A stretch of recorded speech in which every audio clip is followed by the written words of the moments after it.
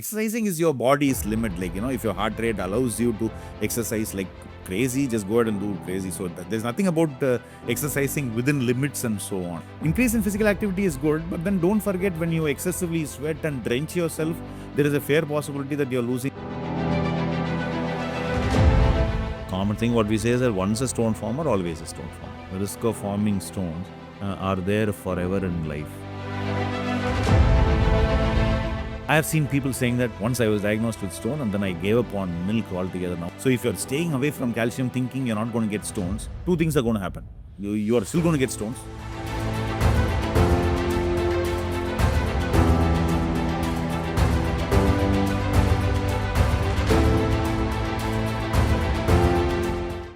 Hi, everybody.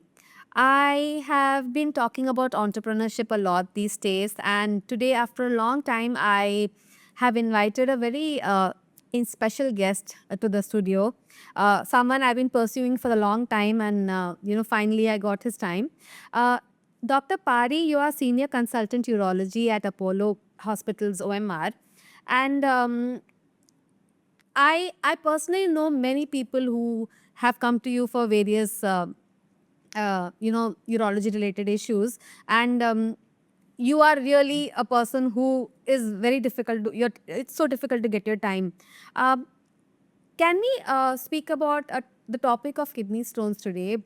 uh, I have of late been meeting a lot of young people who have been suffering from kidney stones, and I wanted to understand, are some people just having a predisposition to have kidney stones in their body? Right. At the outset, thanks Reshmi for persisting with me and just having me over. So yeah, this we are starting off with some bread and butter topic for urology, as we call it, kidney stones and so on. Increase in incidence has been going on for the last, say, couple of decades, I would say. Last 20 years or so, there has been a huge increase in the number of, stone patients we see. If you give some margin for your growth in practice and so on, still we see that this incidence is higher. Where when we take institutes, premier, central government institutes or even private universities and institutes in Chennai, where the patient crowd has always been huge, even there the stone work has increased phenomenally over the last 2 decades. One of the important reasons what we perceive as common persons or specialists or something, as we talk about global warming more and more, the temperatures are getting harsher every day on either side. Like, if winters are kind of colder and summers are hotter. So this global warming has to be a certain thing happening in the field of urology also. You can talk, one is the weather, the global warming causing this increase in stones. Second, you can talk about is how much we have changed, as people when it comes to diet. Where you didn't have access to so much of meat and fast foods and so on 20 years back. Now that's not the case. Like, even though we had these, burgers or whatever you call it for a while now, but this food delivery apps and so on have made it more accessible. So, junk is at hand now. You just have to, something has to flash in your brain, or you just have to see in a television about something. Immediately you pick up your phone and order, it just comes to you. That's probably playing another role. Access to all kinds of food in a flash. So, particularly when it comes to, foods where we carry guilt eating them. At least if you have to get up, change your clothes and leave the house and go and eat, it used to take a certain time, where you have the possibility of change in mind. Now, in a flash, you think about it and immediately it is there at your doorstep in 10 minutes, 15 minutes time. So that's, I'm just putting all these as causes, why are we having increase in stones, like, so that we don't stay off topic. So one is global warming, another one is food, and then access to bad food easily. All these all these things are increasing the incidence. Furthermore, I would say, like, we go out more, we get exposed a lot. There's a lot of physical activity that goes on, which accompanies dehydration. When you work out and so on. Like, if you can just put ourselves 25 years back, there used to be few gyms here and there. People used to go, and people used to go for a gentle morning walk, come back home. So this physical activity and intense physical training was not a thing about, say, a couple of decades back. So all these things have kind of made you sweat more, made you dehydrate more. But if you aren't replenishing properly, then you go through a phase of dehydration. All these things collectively have led to the increase in the incidence of stones. So you're saying that there is a correlation between unhealthy eating habits and the increase in cases of kidney stone. And this is the first time I'm hearing that exercising also does contribute to something which is not beneficial to the In the body. sense, Uh, I wouldn't call, see, Isha, I shouldn't be putting across something, okay, wrong. over exercising. But not over exercising. Yeah, exercising is your body's limit. Like, if your heart rate allows you to exercise like crazy, just go ahead and do it crazy. So there's nothing about exercising within limits and so on. Like, it's all what your body demands, but then don't ignore your body and keep doing stuff which you're unable to do and then enjoy yourself, or, pick up a heart issue and so on. We keep reading these random incidents happening at gym and so on. So that is not realizing your potential and going beyond. I'm not talking about that. I'm saying, like, increase in physical activity is good, but then don't forget, when you excessively sweat and drench yourself, there is a fair possibility that you're losing water and salts from your body. So the idea is to replenish it properly, when you finish working out. So that's what I said. Like, I was talking in this context, I was trying to put across dehydration as an important factor in forming stones. So, for one bit, excessive physical activity isn't causing the stones. It is the dehydration that accompanies it is responsible. What kind of foods contribute to development of kidney stones in a person's body? See, anything, if you say anything that isn't prepared, ground up from home, all the constituents being there at home, and you start making it from the, what shall I say, scratch. Those are wholesome foods which are made at home, and they are the safest ones. Anything you buy outside, this cold processed meat and so on, all those things can have, they can be rich in purin. Purin is, one form of method, or one form of, what shall I say, a content that is there in meat and so on. So, Preservative. it's not a preservative, it is directly derived from meat and so on. Some of the, stuff they use to prepare these kind of stuff so that they last longer. So these are things which we have access to easily now. So excessively consuming them, I'm not saying, like, you don't have to have, burger at all, kick away your burger, kick away your pizza. That's not the goal of what we're trying to say. What we're trying to say is that, eat sensibly. These are things that can give you harm as well. So realize it before you consume. I don't know if you have come across people. I've come across real guys, like, where it's like just app-based diet right through the day. Like, from morning to night, they just thrive on these kind of foods, and then you're at increased risk of getting all these things. But I have known people to say tomato also can give you kidney stones, excessive consumption of tomato seeds. So And idea, behind all these things is that people are somehow sensible in thinking that oxalate is an essential part of stone formation, because most stones, like 80% stones, are calcium oxalate stones. I'm glad you spoke about tomato, because that's one myth you can say, where see, excessive consumption of tomatoes basically never happens in human diets. At least in an Indian diet, be it a North Indian diet or a South Indian diet, we use tomatoes in preparing a food. So we don't eat tomatoes as a fruit or something like that. So it's not the case. See, tomato also has lycopene. Lycopene is the only source for lycopene is actually tomato. And lycopene is something, a naturally available anti-cancer agent. So you would want to take tomatoes also. Like, staying away from tomatoes is probably saying, I don't want any prevention against cancer kind of thing. That's another way you can interpret. So excessive consumption of anything can lead to so many problems. One such thing is probably tomato as well. But basically, I have seen people saying that kallu vandadu, then after that I just made sure I remove all the seeds from tomato and then cook tomato only. So the seeds are where this, all the essential nutrient of the fruit is. Anything, unless it's not a edible seed, you're supposed to eat it. That's what it's meant to be. So tomatoes have been unreasonably been blamed for as a cause for stone for years and years now. I would say sensible eating, even in the quantity of tomatoes, is perfectly safe. One, as an addition, I've also come across people. See, I'm using a lot of references from what we have done, because we are doing this urology and stone work for about last 20 to 23 years now. I have seen people saying that once I was diagnosed with stone, and then I gave up on milk altogether. Now I don't even have coffee, one coffee a day, doctor. So why did I get back the stone? Then we always say that, so you got back the stone. Now, people stay away from milk, thinking that calcium in the milk is what is, becoming a stone. That's the biggest myth you need to bust. That is not the case. Calcium is essential for bone health. And at the most, in a Indian diet, you have a coffee in the morning, you have a coffee in the evening, and probably some buttermilk or curd for rice in the afternoon. So that amount of calcium is definitely essential.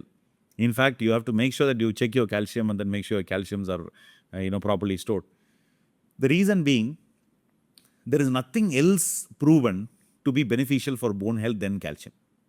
So if you're staying away from calcium thinking you're not going to get stones, two things are going to happen. You are still going to get stones and your bones are going to get weaker. You imagine what you're doing. Yeah. So you neither have you achieved your objective, and in the bargain you have also spoiled something else which was good. So You just spoke about calcium being important to the bone. There is an increasing trend of health supplements being consumed. Is that causing a trend in increase in unless kidney you have, problems? I say, unless we call it this RDA, no, the recommended daily allowance of anything what you are supposed to. Unless you are not able to meet your RDA requirements in your diet, that is when you should go for supplements. See, for some strange reason, I am not a great fan of supplements unless you are not able to eat and digest something. Protein consumption and whey protein consumption is quite high now. I in my own colleagues I know have a protein shake every Absolutely, morning. So absolutely. That's one. See, one reason for it is I'm not saying it is bad. I've been a user of whey protein myself for about say years now. The idea is to see the protein are basically I would say the building blocks of your body and building blocks of your muscle as well. And you need muscle to thrive as you get older and older. As you get older and older, muscle is very very important. So that muscle which you build and which you protect is actually helping your bones to stay stronger for a longer period of time. If you do not have, that's why now, like even now in elderly people, it's recommended that you do some resistance exercises as well. Just don't get up, wear your shoe, and just go for a walk and come back, and that's not going to help anymore. Like we are trying to understand the body better now. So that's basically a cardiovascular exercise, which may or may not increase your heart rate. I think if you're just walking at a slow pace for about 1 hour, your heart rate is never going to increase. And anything that doesn't increase your heart rate is not considered to be is an exercise. It's basically a outing. You're just going for a walk and then coming back. Okay, that's some amount of activity you're getting. Chalo, rather than sitting at home, you're getting some activity. We respect you for that. But resistance training in the form of lifting some weights or doing some squat or something should be done to a individual capacity. There are guys who can just pound themselves with huge bars and then sit up and get down. There are some people who can do it with lower weights. So that be your choice. So, on your capacity, you can always do some resistance training so that your bones remain strong.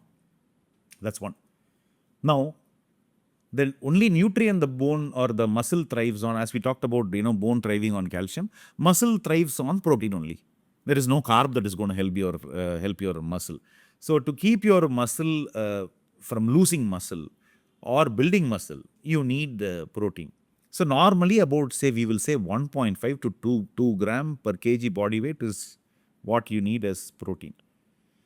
It all is up to you about where you can source this from. If you want to source it from diet, you can source it. No, I'm not. I'm a vegetarian. Like I'm going to have idli and coconut chutney in the morning, and probably I'm going to have some rice and a small bowl of veggies. I'm not sure if my dal is going to give me enough protein. Night I may have some chapati and sabji. There's hardly any protein in this diet. So those are people who essentially have to make sure that they replace it in some form. Other than this, whey protein helps because one another advantage of whey protein is that this protein rich drink like immediately post workout just works on your muscle. It helps to, what shall I say, whatever you have gained during your hour of workout, you want to make it meaningful. You need to pour protein into your muscle right away after your workout. In that sense, if you see, this whey protein shake or something which you can immediately prepare and have it and make sure you get your 50 grams or 60 grams of protein helps. You understand? Like, morning immediately coming after workout. See, there's a practical problem. Immediately coming after work, I can't expect you to just, cook a bowl of paneer or dal and have it. So this makes it convenient to get your protein fix. So protein fix is essential. So there's nothing wrong about taking it. But don't overdo it thinking that you're going to bulk up more. It is not the case. Just give what your body needs, which is about say 1.5 to 2 grams of per kg per body weight. You are somebody with 50 kilos, then you can probably go up to 75 to 100 grams of protein per day.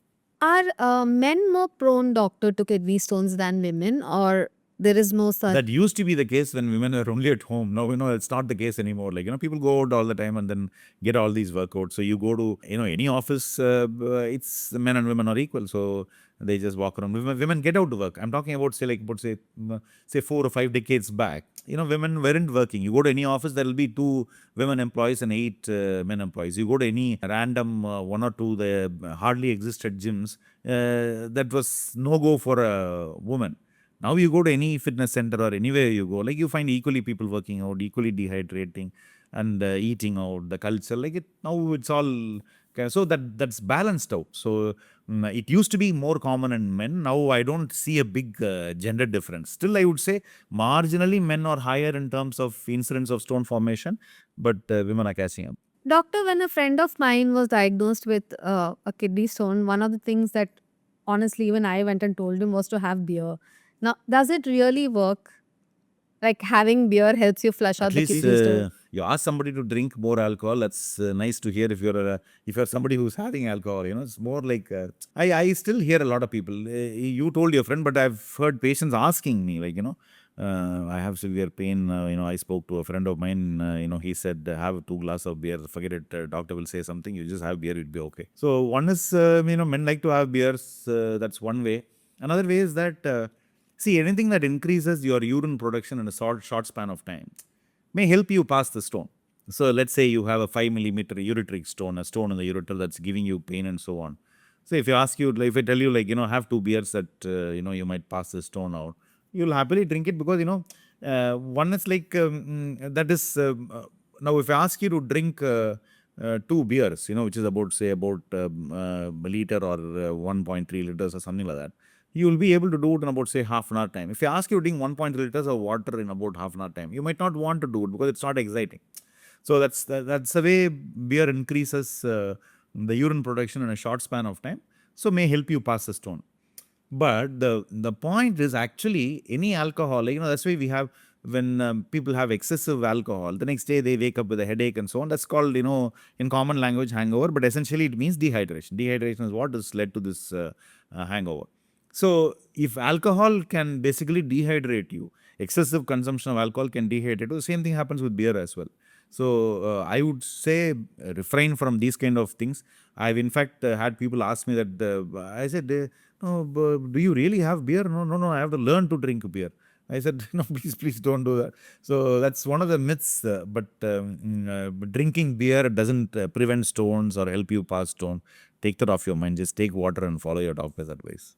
What is the most bizarre food habit which you have observed, which is, which people have associated with kidney stone? One is I told you the milk part. Yeah. Milk, they say like I've given up on milk. It's been about say 8 years since I had a cup of coffee. I've not had even curd during my lunch hour, and why have I got the stone still?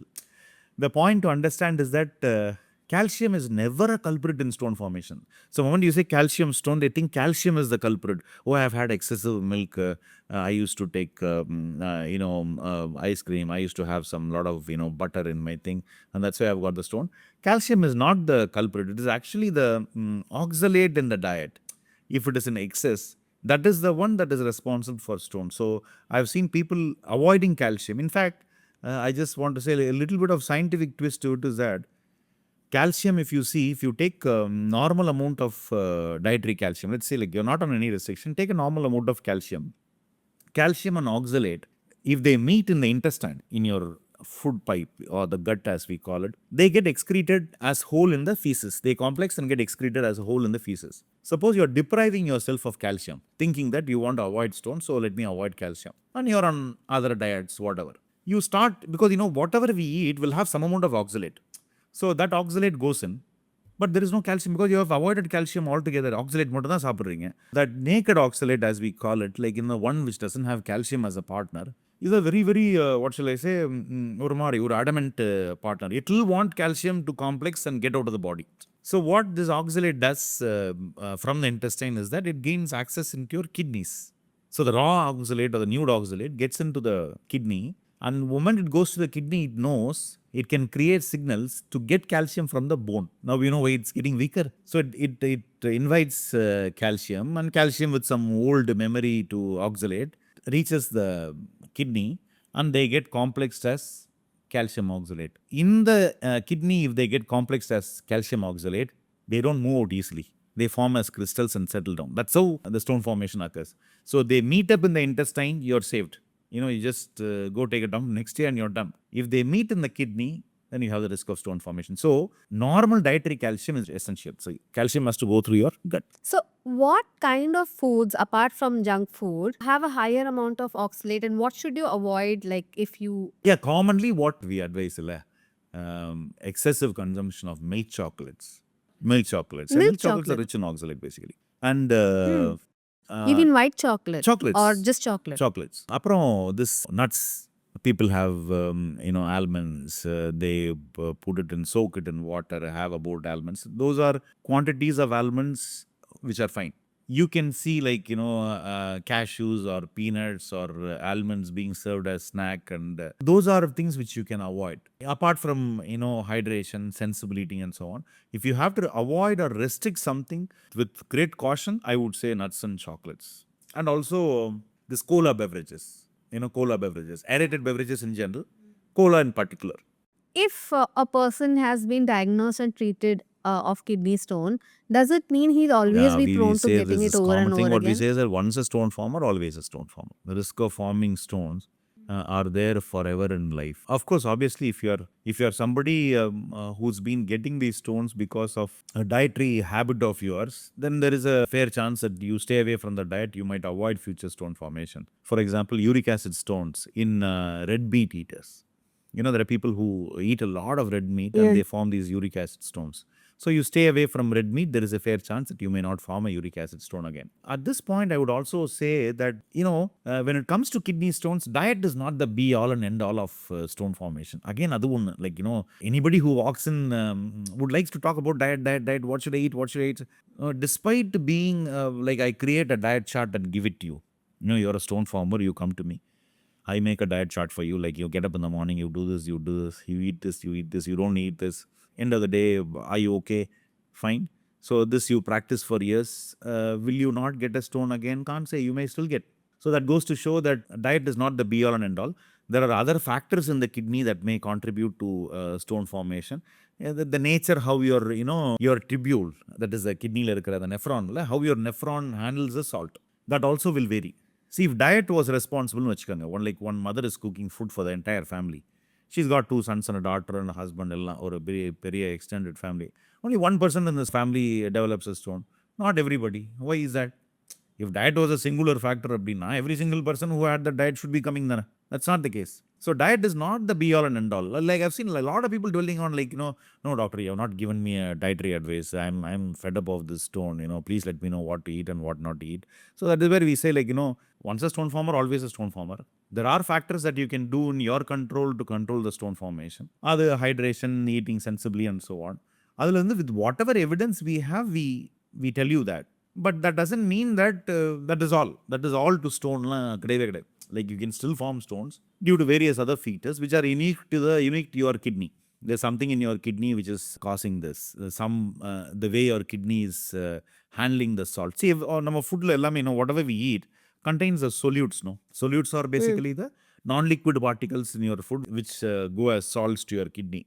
So, in the water you drink, how your solutes get mixed and get out in the urine is what determines whether you will form stone or not.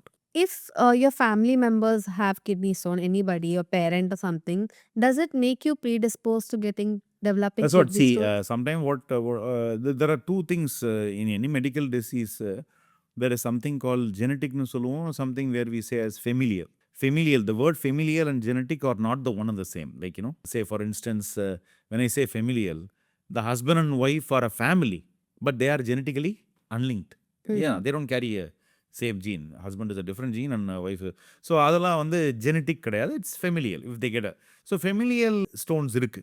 Like when you live in a particular geographic area and they have a same kind of dietary habits, that does make them increasingly prone for things. And that pattern is not too penetrant in the sense there's nothing which to talk about. Like, when we say, so father has had a prostate cancer, I always ask the son, who brings the father, like, what is your age? Go get your PSA done. Because, all of us know prostate cancer is highly gene linked. If your father has had a prostate cancer, there's a fair chance that you may also get. So you need to be careful and do your screening test at appropriate time.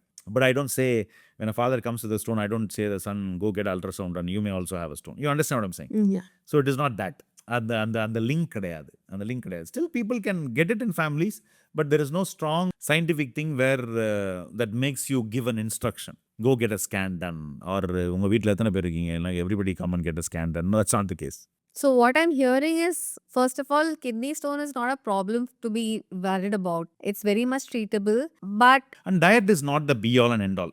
I think that's a message which we should put it across. Focus on your diet, but the diet is not everything about stones. Like, இது சாப்பிட்டா வரும், அது சாப்பிட்டா வராதுன்னா, everybody will kind of follow the pattern and get away. There are so many things. For example, like, if cholesterol is bad. Have you not seen a heart attack where cholesterol level is normal and still the person has got a heart attack and ended up having a bypass surgery?